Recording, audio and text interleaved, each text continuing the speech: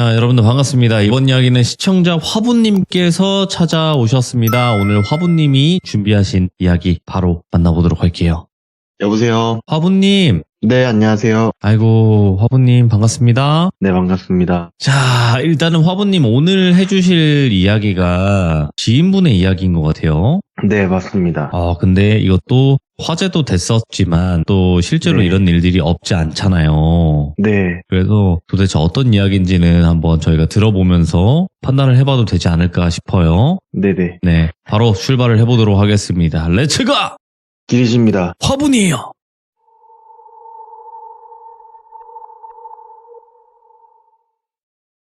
일단, 이번에 SNS에 막 캄보디아 한국인 납치 영상이 많아서 이 이야기를 풀어보려고 하는 거고요. 네. 일단 이건 정말 당하지도 말았으면 좋겠고, 해서도 안 되는 범죄이기 때문에 모두 조심했으면 해서 풀라고 이렇게 이야기를 갖고 왔고요. 네, 너무 많죠, 요즘에. 네. 심각해요, 지금. 그래서 일단은 이 이야기는 지금 현재 징역을 살고 나와서 혼자 조용히 시골에서 사는 어떤 옛 지인분의 이야기인데요. 오, 예. 그때는 제가 믿질 않았어요. 그거를 그냥 그래 이 형 또 오바네 이랬는데, 일단 그 지인 형을 제가 A라고 지칭을 할게요. 그 형은 일단 전과도 많고 남 인생 신경 안 쓰고 오직 본인 배만 부르면 되는 일단 나쁜 사람이에요. 이미 징역을 많이 다녀왔고 직장 같은 데를 이제 취업해서 나가게 되면 길어야 한 달 정도 하고 때려치는 그런 사람이에요.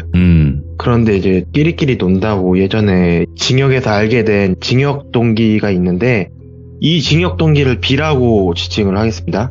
보이스피싱으로 돈을 많이 벌 수 있다고 해서 그 말에 여권을 만들고 짐을 챙기고 한 2주 정도 있다가 준비를 해서 공항에 들어가서 이제 푸놈펜으로 향했다고 해요. 그래서 이제 비행기를 타고 6시간 정도 비행 후에 푸놈펜 공항에 도착을 하게 되는데, 예. 공항에 도착하니 그 범죄도시 4 보셨나요? 아쉽게도 못 거기- 봤는데, 예. 거기 보면 이제 김무열 배우님께서 검은 밴을 타고 나타나거든요. 근데 그거랑 비슷한 느낌인 것 같은데, 검은 밴 차가 앞에 쓰더니 너네 누구누구 애들 맞지? 라고 하더니 타라고 하더라고요. 그래서 타가지고 여권을 달라고 해서 여권을 주고 확인을 하고 어디론가 출발을 했다고 합니다. 근데 한참 가다 보니 처음에는 먹거리도 있고 무슨 사원 같은 건물들도 보이더니 어느 빌딩들이 많은 동네에 도착을 했다고 해요. 그런데 도착한 높은 빌딩으로 들어가서 보안번호를 누르고 올라가니 그 안에는 수많은 컴퓨터와 일하는 한국인, 중국인, 러시아인 등이 엄청 많았대요. 거기에서 이제 중국인 따거들이라고 하는데, 그 따거들을 만났는데 5명의 따거들이 있었대요. 네. 근데 그분들 인상착의는 스포츠 머리를 하고 엄청 친절해 보이기도 하고 실제로 친절했고, 예. 그분들은 반갑다고 인사와 함께 이제 간단한 규칙 비슷한 안내 사항을 몇 가지 말씀을 해줬는데, 일은 다 알려줄 테니 걱정 말고 모르는 건 팀장들한테 물어보고 수익 배분은 몇 프로이며 술, 담배, 음식은 무제한으로 제공을 하겠다. 그리고서 너도 조심해야 되고 나도 안전해야 되니까 보안은 철저히 이렇게 할 것이고 편하게 일해라. 단 배신을 하거나 자기네들 뭐 이거에 대해서 안 좋게 하면 그땐 용서하지 않겠다라고 말을 했대요. 네. 근데 솔직히 이분도 이제 징역 짬이 있으니까 콧방귀를 뀌었다고 해요. 같이 간 B는 이제 그 형보다 나이가 더 많은데, 일단은 뭐 동료도 아닌데 무슨 배신 이러고 그냥 중국 따거들이 운영하는 보이스피싱 사무실에서 하루에 12시간씩 사기를 치면서 돈을 벌고 있는데, 예. 돈도 너무 잘 벌리고 또 그 건물이 한 층에는 그 보이스피싱 사무실인데 그 건물 밑에 층 내려가면 다 카지노고 또 밑에 집엔 술집이고 식당이고 이렇게 돼서 그냥 출근하면 그 안에서 다 해결이 되는 거예요. 그리고 숙소도 엄청 으리으리한 곳에서 지내면서 이 형은 와, 돈 진짜 벌기 쉽다. 일주일도 안 됐는데 벌써 3천 정도 매출을 찍었대요. 본인 혼자가. 예. 재능이라고 생각을 해서 의식주도 나쁘지 않고 해가지고, 그리고 한국 술도 팔고 한국 안주 파는 데도 있고 또 이제 한국 노래방도 있고 또 이런데 돈만 있으면 기빈 대접을 받는데요, 거의. 예. 그래서 기빈 대접을 받고 즐길 수 있어서 너무 좋아서 눌러 앉고 싶다는 생각이 자동으로 들었는데, 그곳에 대표격인 중국 따거 형들이 너무 친해져서 본인들도 이제 그 형들을 보면 따거 이러면서 좀 살갑게 대했대요. 좀 친근하게. 근데 그렇게 시간이 좀 지나고서 한국 비자를 갱신을 해야 될 때가 있잖아요. 그때는 중국 따거들이 너네 한국에 갔다가 언제 다시 들어와라고 시킨대요. 그래서 A와 B는 같이 귀국을 해서 돈도 집에 붙일 사람 붙이고 사치 좀 하고 밀린 집세, 전기수도 해결하고 다음 일정에 맞춰서 다시 들어가게 돼요. 이제 캄보디아로. 그런데 중국 따거들이 너무 잘해주니까 선물도 몇 개 사서 갔대요. 예. 그래서 다시 푸놈펜으로 들어가서 따거들한테 선물도 주고 하니까 따거들이 동생 이런 걸 왜 사오냐, 고맙다, 참 잘해줬대요 진짜로. 내 동생이다 이러면서 막 유흥도 주기적으로 VIP급으로 보내주고 먹거리부터 빠진 거 없이 정말 잘해줬대요. 왜냐면 매출도 많이 나오니까 네. 이 사람들이. 그러니까 막 엄청 잘해줬는데 어느 날 A와 B는 퇴근 후에 한잔을 하러 가자는 약속을 잡아요. 거기는 뭐 어떻게 하니까 차도 지원을 해줬대요. 차 타고 다니라고. 그리고서 퇴근 후에 뭐 A는 B한테 어디 술집 갈 거냐, 좋은 곳 있냐 이렇게 그냥 물어봤는데 B가 더 좋은 분들 소개해준다 하고 따거와 반대 세력인 조직원들을 소개를 해준 거예요. 분명 중국 따거 형들이 다른 건 다 참아도 배신은 못 참는다 했는데 A는 B에게 눈치를 계속 줬대요. 가자고. 근데 B는 일부러인지 눈치를 못 챈 건지 그냥 계속 마시라고 하고서 술을 계속 마시게 했대요. 그리고 슬슬 식기가 오르고 슬슬 이야기가 오가는데 사람이 돈을 쉽게 많이 버니까 뇌가 거만해지는 건지 사람이 머리가 크면 눈에 뵈는 게 없다고 하잖아요. 그러니까 B는 A를 꼬셔서 다른 조직 사람들과 작당 모의를 한 거예요. 그래서 내용은 대충 들어보면 매출은 그쪽보다 더 많이 주겠다.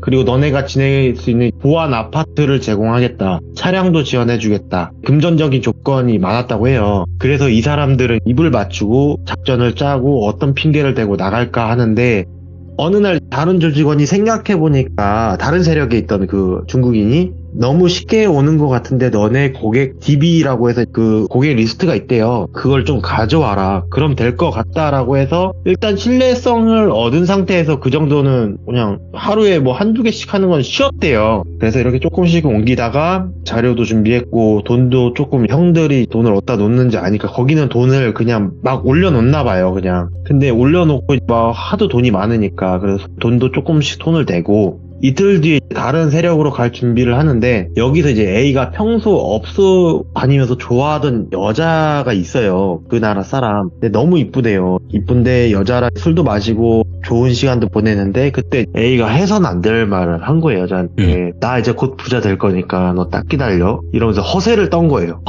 그러면서 막 썰도 풀고 막 멍청한 짓을 하고 마는데 그리고 계획 당일날 A와 B는 만나기로 했던 약속 장소에 도착을 했고 다른 세력 중국인들을 기다리고 있는데 참고로 캄보디아는 돈이면 모든 게 다 해결되는 나라예요. 해당 사무실도 캄보디아 경찰서 바로 옆에 있는 건물이라고 들었고요. 군인들이 그 건물을 지켜준대요. 그리고서 한국에서 경찰이 영장을 갖고 와도 못 들어간대요. 그런 사무실인데 경찰서장도 여기는 절대 못 건든대요. 캄보디아 경찰서장도. 무튼 일단 기다리고 있는데 다른 세력 조직원이 인사를 하면서 골목에서 들어오는데 갑자기 검은 밴이 오더니 탕탕 하고 소리가 났대요. 총성과 함께 중국 따거들이 방탄조끼를 입고 내려와서 다른 조직원들과 싸움이 났대요. 와, 예. 그런데 저희가 상상하는 것처럼 막 칼이나 몽둥이로 치는 게 아니라 방탄조끼 권총을 들고 와서 죽였대요. 실제로 죽였대요. 그런데 반대 세력도 총이 있어서 맞대응을 하게 되는데 결국 중국 형님들이 이기게 됐대요. 근데 A와 B는 벌벌 떨고 숨죽이고 있는데 따거들이 웃으면서 차에 타라고 했대요. 그래서 거기는 다른 나라니까 도망도 못 치니까 타야 될 거 아니에요. 일단은 차에 타서 어디론가 이동하는데 이동하는 내내 말도 없고 따거들은 그냥 담배만 태웠고 막 밖에만 보고 있는데 도착하고 나니까 어느 창고 딸린 주택이래요. 예. 근데 옆에 있는 다른 골목들에 있는 다른 주택들을 보면 불은 다 꺼져 있고 대문들은 나무 판자로 다 가려져 있대요. 예. 옆에 있는 다른 건물들은. 그런데 딱 그 주택에 들어갔는데 소파에 앉으라고 말을 하더니 왜 그랬어? 이렇게 말을 했대요. 그러니까 B는 따고 뭘 왜 그래? 우린 잘 모르는 일이야. 만나자 해서 누군지도 모르고 일단 만났어. 라고 변명을 한 거예요. 예. 죄송하다고 해도 될 판에. 근데 하고 그 말이 끝나자마자 소파 밑에서 두들겨 맞았대요. 따거 중 한 명은 A를 가리키면서 너 저번에 이사벨라 만났지? 그러니까 이사벨라는 A가 좋아하는 그 술집 여성. 여자. 네, 이사벨라 언니가 내 애인인데 몰랐구나 하며 순간 A는 벙쪘대요. 이사벨라가 언니한테 말을 해서 언니는 중국 따거한테 이 사실을 말해준 거고 중국 따거들은 계속 기다려주고 있었던 거예요. 그래서 A랑 B는 끌어안혀지고 중국 형님들한테 죄송하다고 따왔다고 하면서 막 빌었대요. 진짜 막 미친 듯이 빌었대요. 근데 여기서 짚고 넘어가야 될 게 중국 형님들 중에서 1번부터 5번까지 형님들이 있다고 하는데 일단 1번은 가장 키가 작은데 가장 무섭대요. 아, 예. 근데 2번은 머리가 엄청 좋대요. 그리고 3번은 생각도 없고 그냥 1번이 시키면 죽이기까지 하는 그런 덩치 좋은 사람이고 4번은 3번이랑 같은 사람이에요. 똑같이 도와준 사람이고 5번은 캄보디아 윗분들과 연결이 되는 인맥을 자랑하는 사람이라고 하고 그런데 막 빌고 미안하다고 하는데 1번 형이 씩 웃으면서 너희들은 안 돼. 한국 애들은 꼭 쳐맞아야 돼. 좋게 해주면 말을 못 알아먹더라고 하면서 3번 따고한테 고개를 끄덕이더니 3번이 전기 충격기가 달린 그 경광봉인가 그 3단봉 있잖아요. 쭉 피는 거. 근데 그게 전기 충격기가 된대요. 그거를 피고 A랑 B를 막 발로 밟으면서 전기로 지지고 막 그랬대요. 사정없이 팼대요. 진짜 얼마나 팼냐면 옆에서 A가 B가 맞는데 B 갈비뼈 부러지는 소리가 의득 소리가 났을 정도래요. 그렇게 각자 폰을 뺏어서 B번을 풀게 하고 다 확인을 했대요. 유출한 게 있나. 그런데 A는 다행히도 일하는 동안 한국이랑 연락한 게 없었고 다른 세력과 연락을 B가 다 한 거고 A는 그래서 넘어갔대요. 근데 B는 여자친구가 있는데 그 여자친구한테 별의별 소리를 다 했다는 거예요. 일단 귀종님들한테 말씀드리는 게 여기서부터 조금 혐오스럽고 끔찍할 수가 있어요. 좀 돌려서 이야기해 네. 주시긴 하겠지만. 네. 그래서 신명나게 패고 팬티만 입혀서 무릎 꿇고 앉아 있었대요. 그리고 자기네들끼리 중국말로 막 샬라샬라 하더니 야 B 너는 못했어. 지읒됐어. 넌 너만으로 안 끝날 거야. 네 여자친구한테 너인 척하고 여기로 부를 거야. 잘 봐. 하더니 여자친구가 답장으로 말했겠죠. 너 어디 뭐 나랑 놀래? 막 이렇게 오빠 있는데 와볼래? 이러니까 여자친구가 와 정말? 나 여권 있으니까 준비해서 내가 내일 바로 갈게. 이런 식으로 연락이 왔대요. 그래서 이제 B는 따거한테 따거 제발 한 번만 죄송하다고 뭐든지 다 하겠다고 제발 그러지 마세요 하니까 따거는 너 당연히 뭐든지 다 해야지 너네는 앞으로 여기서 평생 돈 벌어야 될 거야 어디 못 가 하고 옆에서 다른 중국인들은 담배 피고 밥 먹고 하는데 두 사람은 계속 울면서 잠도 못 자고 그냥 계속 팬티바람으로 무릎 꿇고 있었대요. 그런데 다음날 B의 여자친구가 비행기를 탄다는 말을 전해 듣게 되고 6시간 남은 거잖아요. 오려면 B는 이제 사색이 되고 따거 정말 죄송하다고 진짜 죄송합니다. 제가 다시는 이런 일 없을 거고 제가 10억 벌 때까지 열심히 일하겠습니다. 막 빌고 맞으면서도 바지 붙잡고 울었다고 하는데 그렇게 해서 시간이 지났는데 결국 여자친구는 공항에 도착을 해요. 그리고서 중국 따거들은 B의 부하 직원인 척하고 형수님 안녕하세요 하고서 막 B의 칭찬을 하면서 차에 태워서 그 A, B가 꿇어 앉혀져 있는 장소로 데리고 왔대요. 그래서 여자친구가 보는 앞에서 A, B를 무참히 을 하고 또 A랑 B가 보는 앞에서 중국 따거들이 집단으로 행을 하고 모진 수모와 능욕을 줬다고 하더라고요. 그래서 결국 여자친구는 지쳐서 쓰러지고 결국 돌아가셨다고는 했어요, 저한테는. 그래서 캄보디아 현지인들한테 돈을 줘서 뭐 내서 버려라라고 해서 뭐 버렸다고는 하더라고요. 그렇게 해서. 근데 자세히는 저도 몰라요. 왜냐면 이거를 뭐 한국에서 수사를 할 수 있는지 없는지도 전 솔직히 몰라요. 그냥 듣는 대로 말씀을 드리는데 일단 거기 부분은 자세히는 말을 안 해줬어요.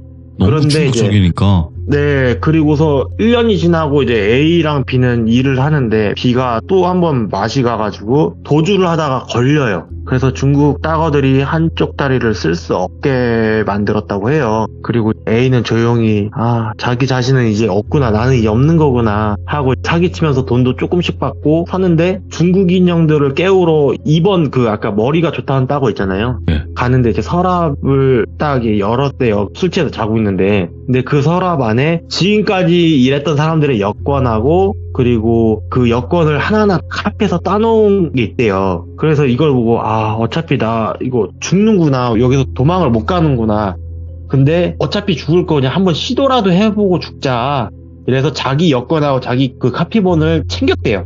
챙기고 여권을 숨겨놓고 몇 달이 지난 시점에서 이제 거의 그쪽에 살다시피 해서 말도 어느 정도 기본적으로 한대요. 근데 중국 따거들이 1년에 한 번씩 캄보디아 경찰청장이나 고위 간부들을 접대하는 때가 있대요. 그때 A가 운전을 하게 됐고 형들이 들어가는 거 보자마자 차를 주차하는 척 하면서 차를 돌렸대요. 어차피 그 사람들은 이제 안으로 들어갔어요. 이미 술을 먹으러. 차 돌리는 건 보지를 못해요. 그리고 A가 이미 여권도 없어서 도망도 못 갈 거라는 생각을 하고 있는 거예요. 그래서 차를 돌려서 바로 공항으로 가게 되는데, 표 시간이 그 캄보디아나 동남아는 일단 뭐 한국까지 오는데 수시로 이제 표가 있다고 하더라고요. 그리고 네. 경유에서 가는 표도 많고 그래가지고 가격도 그렇게 비싸지도 않다고 하더라고요. 그래서 막 주변 지인이나 가족들한테 연락을 해서 비행기표를 겨우 하나 샀대요. 그래서 여차저차해서 한국에서 돌아왔는데, 일단은 한국 경찰도 이제 이 여권을 일단은 의심을 한 거예요. 이게 네. 잡힌 이유가, 여권을 이제 중국 형들이 비자를 한 번씩 한국 갔다 오게끔 하잖아요. 근데 A는 그때 사건 이후로 못 간 거예요. 그래가지고 그거에 대해서 조사를 하다가 다 털어놨대요. 자기가 무슨 일을 했고, 내가 아는 사람이 저기 아직도 갇혀있다. 근데 그쪽에서 뭐 한국에서는 뭐 손 쓸 수 있는 건 없고, 어찌됐든 간에 A는 그거에 대한 거에 대해서 징역은 가게 됐대요. 네. 근데 A는 징역을 갔을 때 너무 좋았대요. 한국 징역 가는 거 자체가. 너무 행복했대요. 그래서 그 형님이 예전에 저한테 이 이야기를 해줄 때는 저는 진짜 안 믿었어요. 저는 외국을 가본 적이 한 번도 없거든요.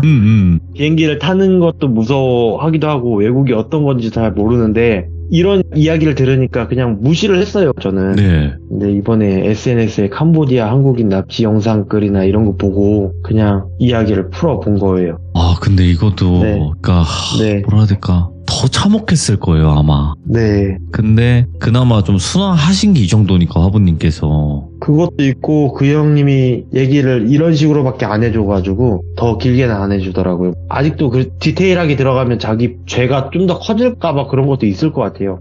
그럴 수도 있겠네. 네. 근데 그 징역에 들어갔다 그랬잖아요. 그때 행복했다고 네. 한 거는 나 이제 살았다 이런 느낌이잖아요. 그쵸. 그러고 살다 나오셨나요? 뭐 어떻게 됐나요? 살다 나오고서 저한테 얘기를 해준 거고, 아, 그리고서 이제 정신 못 차리고 또 그랬는지 모르겠지만, 뭐 지금 연락을 아예 안 하는 사람이고요. 섬뜩하다 진짜. 네. 일단은 화부님께서 너무 리얼하게 얘기를 잘 해주셨는데, 네. 그러니까 돈을 쉽게 벌려고 그냥 범죄에 네. 뛰어드는 사람들이 워낙 좀 많아지고 있어요. 네. 특히나 이제 보이스피싱이나 이런 것들도 정말 사라져야 되는 범죄 중에 하나라고 생각을 하거든요. 네, 맞아요. 근데 해외 본부가 있고 뭐 그러다 보니까 잡기가 너무 힘드니까, 네. 그래서 지금도 계속 피해를 보시는 분들이 있는데 절대 또 피해 보시는 분들이 없었으면 좋겠고, 화부님께서 오늘 해주신 이야기도 너무나 충격적이고 섬뜩한 현실 공포 이야기도 너무나 잘 들은 것 같습니다. 오늘 또 이렇게 이야기 잘 해주셔서 감사드리고 앞으로 건강하시기 바라겠습니다. 감사합니다. 네, 감사합니다. 네. 네, 들어가세요. 네. 그냥 해외에서 그냥 마음 편하게 돈 많이 벌 수 있다 이런 걸로 유혹하는 그런 범죄 집단들이 굉장히 많습니다. 거기에 또 현혹되는 사람들도 많고요. 그래서 정말 조심해야 되니까 여러분들도 그냥 그런 일은 쳐다도 안 보는 게 가장 좋지 않을까 생각하고요. 보이스피싱 범죄의 피해자분들이 계실 수도 있는데 피해 없이 평안한 하루하루 보내시길 바라겠습니다. 감사합니다.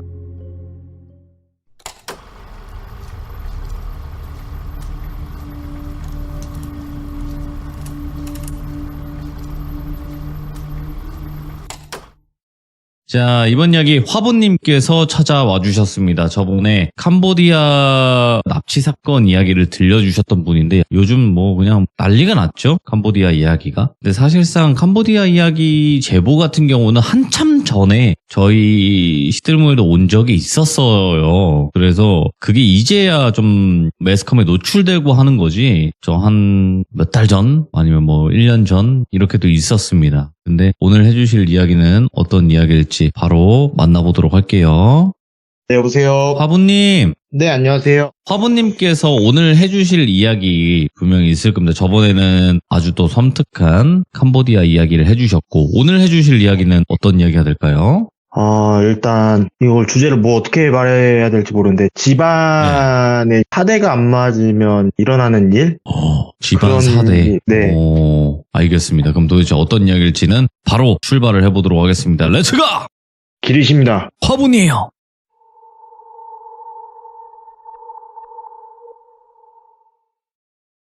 일단 옛날부터 집안에 사대가 안 맞으면 재수도 없고 집안에 우환이 있을 수 있다 뭐 그러잖아요. 근데 일단 저희 친가와 외가 양쪽이 사대가 맞지 않는 그런 집안이었어요.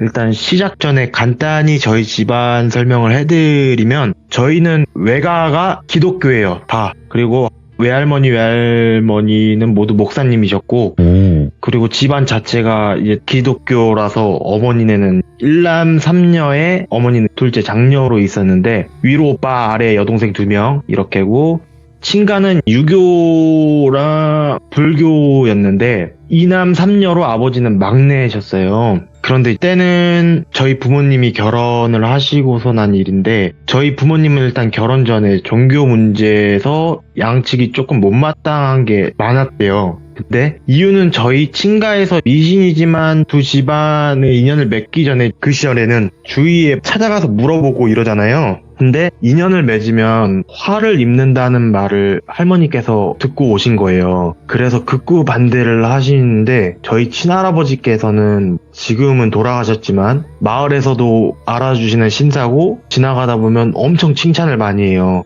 그런데 저희 할아버지께서는 그런 게 뭐가 중요하냐, 애들이 좋으면 됐지 하며 그냥 혼인을 허락을 하셨다고 해요. 그리고 외가는 앞에 설명드린 것처럼 기독교 집안이시고 목사님들이 반대를 많이 하셨는데 그때 당시에 외갓집이 상계동이었는데 교회를 무리해서 서울 목동에 작게 빚을 내서 시작을 하셨대요. 근데 너무 어려워지다 보니까 그러면 안 되지만 저희 친가는 집안이 돈이 많은 집이에요.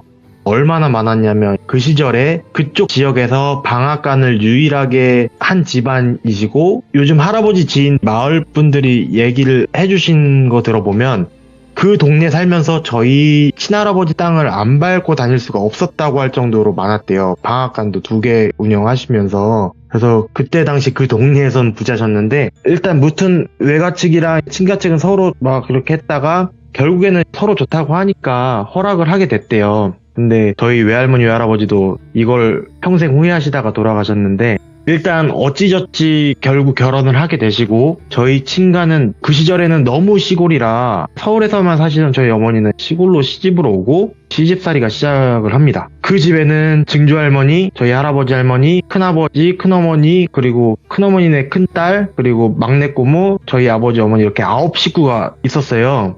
일단 시집을 왔으니까 열심히 신부 수업을 배우면서 참으면서 일을 하셨대요. 그런데 종교 때문인지 너무 힘들어서인지 어머니께서 종종 헛것을 자주 보시고 다치시고 이런 일이 이제 빈번했다고 해요. 물론 시집살이 하면서 지치니까 그럴 수도 있겠는데 그 당시에 나무로 된 구식 한옥이었는데 보이는 사진에 있는 게 천장 모습이에요. 이런 한옥이었는데 그런데 어머니께서 잠만 자면 그 천장에서 머리는 황소인데 하얀 소복을 입고 있는 형체랑 수염이 길게 난 할아버지 형체가 막 나와서 어머니께 나가라고 소리를 치더래요. 네가 여기가 어디라고 와서 잠을 자고 있냐 막 고래고래 소리를 계속 질렀대요. 그런데 어머니는 무서우니까 눈을 감고 모르는 척하고 있는데 이 형체들이 몸은 저 천장 나무 기둥 있죠. 저희도 실제 저렇게 기둥이 있었거든요. 그 기둥에 몸은 그대로 있는데 얼굴이랑 손만 쭉 내려오더니 어머니 등을 탁 하고 쳤대요. 귀신한테 맞아보신 분이 계신지는 모르겠는데 어머니 말씀이 귀신한테 맞으면 사람이 때리는 것보다 몇 배는 아프대요. 그래서 그렇게 해서 맨날 맞으면서 소리를 지르면서 잠을 깨시는 일이 빈번했대요. 너무 무섭고 저 어떻게 했는데 하루는 이제 그렇게 해서 또 잠을 깼는데 한옥이니까 한옥에서 사셨던 분들은 아시겠지만 안채가 또 있고 안채에서 이제 저희가 대청마루로 가기 전에 밤에는 그 미닫이 문으로 해서 이렇게 닫아놔요. 바람이 못 들어오게. 근데 그 문을 자다가 깨서 봤는데 막 밖을 나가고 싶더래요. 어떤 날에는. 그런데 이 밤에 나가면 더 무서울 것 같아서 그냥 눈을 질끈 감고 하나님 저것들 좀 안 보이게 해주세요 이러면서 그날 밤을 또 무사히 넘겼다고는 해요. 그런데 다음날 또 이제 아궁이에서 밥을 하고 짐승밥을 주고 밥도 차리고 너무 힘들게 일을 하다가 하루가 다 가는데 대문을 걸어 잠그려고 대문으로 가셨어요, 어머니가. 근데 그 문을 닫다 보면 문 틈 사이가 보일 거 아니에요. 근데 멀리에서 흰 색깔의 뭔가 보이더래요, 멀리서. 그래서 눈을 질끈 감고 그냥 무시하고 문을 닫고 방으로 들어갔는데, 그때 방은 이제 할아버지 할머니께서는 사랑방을 쓰셨고요. 그리고 어머니 아버지는 큰아버지네 가족이 자는 곳에서 같이 잤는데, 남녀가 같이 자면 안 되니까 큰아버지랑 아버지는 방을 따로 쓰시고, 큰어머니랑 저희 큰누나랑 엄마랑 이렇게 셋이 주무시고, 그리고 저희 증조할머니랑 막내 고모는 옆방에서 또 따로 주무신 거예요. 근데 그날 어머니께서 꿈을 하나 더 꾸십니다. 딱 자고 있는데 밖에서 대문 두들기는 소리 쾅쾅쾅쾅쾅 이런 소리가 나더래요. 근데 이게 한두 번이 아니라 계속 이게 쾅쾅쾅쾅 치니까 너무 시끄럽게 두들겨서, 어머니는 막내잖아요, 그 집안에. 그래서 시부모님도 깨시고 형님네 다 깨시고 하면 안 되니까 문으로 가서 문을 열고 누구세요 하고 보니까 2명의 남자가 있는데, 한 명은 흰 소복에 갓을 쓰고 다른 한 명은 똑같은데 검은색 옷을 입었었다고 해요. 근데 정말 신기한 게 눈에서는 안광이 엄청나게 나오는데 가자 가자 이렇게 말을 하대요. 근데 입은 하나도 안 움직이고 계속 가자 가자 이러길래 저희 어머니는 아니 어딜 가요? 저는 이 집에 시집 와서 이 집에서 살아야 하고 지금 잠 못 자면 내일 새벽이 힘들어요. 그렇게 말하니까 눈에서 빛이 세게 나면서 가자니까 이렇게 소리를 내더니, 그 소리와 함께 홀린 것처럼 어머니도 갑자기 신발을 신고 대문을 닫고 마당 앞에 가로등이 있거든요. 가자 그래서 가로등 쪽까지 갔는데, 대문 앞에 분명히 2사람이 있었으니까 어머니께서는 대문을 등지고 있고 그 사이에는 그 사람들이 있어야 되는데, 어머니께서 이제 뒤를 돌아봤는데 그 2사람이 없어졌대요. 그래서 이상하다 하고 가로등 쪽으로 가니 어느 순간 그쪽에 그 2사람이 가 있더랍니다. 그래서 2사람이 있어서 어머니는 와 어떻게 이렇게 빨리 오셨어요? 하면서 그 사람들을 따라가는데, 어머니가 걸어가면서 신발을 보니까 모르고 한쪽을 시누이 거를 신고 온 거예요. 그래서 어머니께서 그 사람들한테 저기 죄송한데 저 집에 가서 신발만 빨리 갈아 신고 가도 될까요? 빨리 갈아 신고 올게요 했더니 그 둘이 다녀오라고 했대요. 그래서 저희 어머니는 그대로 집에 가서 신발을 갈아 신으려고 했는데, 아니 내가 지금 졸린데 왜 가? 짜증나네. 그냥 자야지 하고 그냥 주무셨대요. 어허. 그런데 문을 막 부술 것처럼 쾅쾅쾅쾅쾅쾅 하고 나와 이러면서 계속 한참을 두들기더래요. 그런데 어머니는 눈 딱 감고 기도하면서 잠을 그냥 주무셨는데, 그날 어찌됐었든 일단 또 그날도 하루가 간 거예요. 무사히 일어나서 이 이야기를 할머니랑 가족들한테 얘기를 했대요. 근데 큰아버지 때 가족들은 그때 안 계셨대요. 근데 이렇게 해서 얘기를 하니까 한마디로 저희 할머니, 고모 이렇게 깔깔깔깔깔 웃었대요. 그 얘기를 해주니까 웃으면서 너 죽을 뻔했네? 저희 아버지 성함을 똘비라고 할게요. 야 우리 똘비 세장가 갈 수 있었는데 하면서 막 웃었대요. 그래서 저희 어머니는 그 말을 듣고 결혼한 게 너무 후회가 됐대요. 그래가지고 아버지를 쫄라서 인천으로 이사를 가자 해서 인천으로 이사를 오는데, 그런데 그것도 엄청난 비난과 욕설을 많이 받았대요, 할머니한테. 내 아들 왜 데리고 딴 데로 가냐? 근데 거기에 막내 고모가 같이 간 거예요, 신혼인데. 그 조건으로 갔는데 말도 안 되죠, 이거는 일단. 그런데 막내 고모는 중간에 애인이 생겨서 그 집에서 나가고, 어머니 아버지랑 이제 저랑 누나가 태어나서 이렇게 살아요, 그 집에서. 근데 그 사이에 저희 누나가 먼저 태어났을 때, 그때 이제 저희 큰아버지 댁도 이제 시골에서 나와서 서울에서 지내게 되세요. 근데 그때 좀 지나서 큰아버지 밑에 자식들이 1남 3녀가 됐어요. 그러고서 좀 있다가 어머니께서 꿈에서 막내 이모가 나와서 언니 하면서 너무 즐겁게 놀다가 갑자기 정색을 하고 뒤돌아서 가는 꿈을 꾸기 시작했대요. 그러다가 한참 그런 이상한 꿈을 꾸는데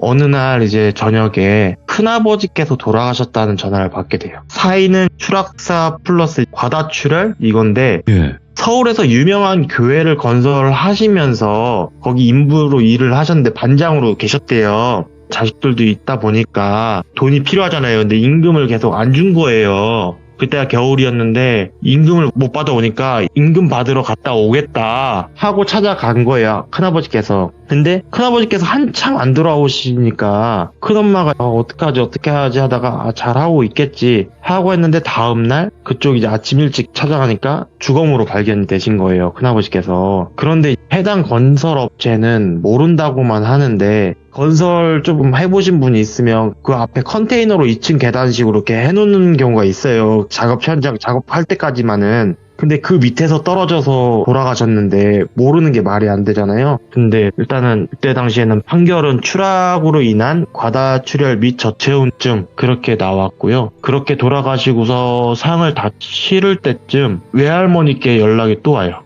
저희 어머니가 똘순이라고 하면 똘순아, 막순이가 죽었다.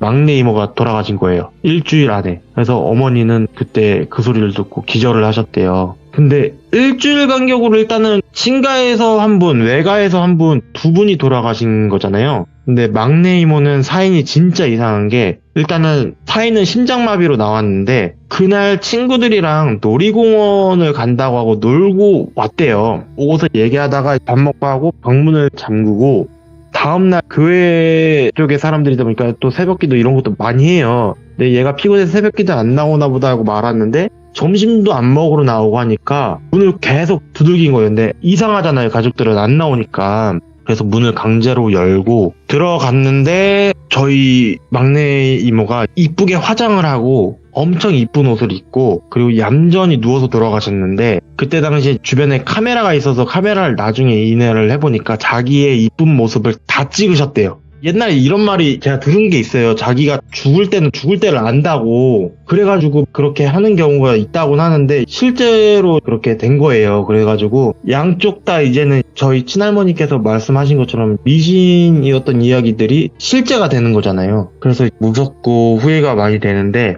이때부터 이제 제가 기억하는 아버지의 첫 기억은 아버지는 항상 어머니를 고 집을 부시고 저랑 누나랑 어머니는 내복 입고 도망 다녀요. 항상. 그리고 술만 마시면 너 때문에 우리 형이 죽었다. 어머니는 반대로 너 때문에 그럼 내 동생도 죽었다. 그리고 저희 어머니께서는 뭐 지금은 이제 이혼을 하셨지만 그때 뭐라고 말씀하시냐면 내가 만약에 너네가 없었으면 너네 아빠를 죽였다. 근데 내가 너네 아빠를 죽이면 너네는 사자의 자식이라는 꼬리표 때문에 내가 안 죽이고 참고 너네 때문에 산 거다. 이렇게 말씀도 하시고 그러고서 있다가 혹시 신과 함께 만화책으로 보면 웹툰으로 보잖아요. 아, 네. 그럼 거기에서 그 군인이 살해를 당하는 게 있어요, 장면이. 억울하게 죽어서 어머니 꿈에 장군의 옷을 입고 꽃동산에 큰 문 앞에 나오는 게 있어요. 네. 근데 이거를 제가 할머니가 이런 얘기를 해주고 막 너네 엄마는 나쁜 막 이렇게 하면서 저한테 항상 얘기를 했거든요. 친할머니가.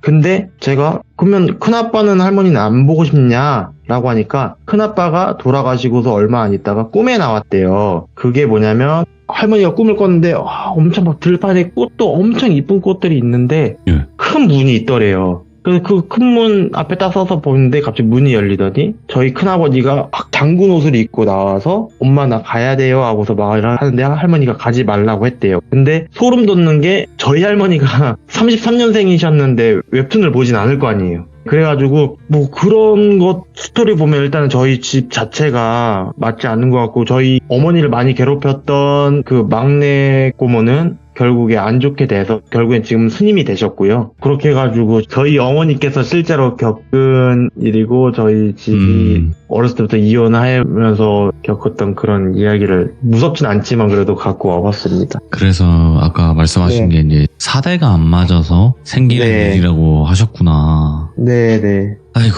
이게 지금 뭐 말로 어떻게 다 표현을 하겠습니까? 그죠? 네. 말로 다 표현할 수 없는 부분이 분명히 있는 거고 오늘 화보님께서도 너무 또 바쁘신 와중에 이렇게 이야기해 주셔서 다시 한번 너무너무 감사드리고 다음번에 여유로울 때 항상 꼭 찾아와 주시기 바라겠습니다. 너무 감사해요 화보님. 네, 언제든지 불러주세요. 네, 고맙습니다. 네, 감사합니다. 네. 자, 오늘 화보님이 해주신 이야기들도 사실상 그냥 사대가 맞지 않는다라기보다는 무언가 더 있었을 거라는 생각이 들어요. 왜냐면 그런 일들이 쉽게 우리 주변에서 일어나는 건 아니기 때문에. 그래서 혹시라도 우리 규정님들 중에서도 비슷한 느낌의 이야기가 있으시면 언제든지 제보해 주시길 바라겠습니다. 감사합니다.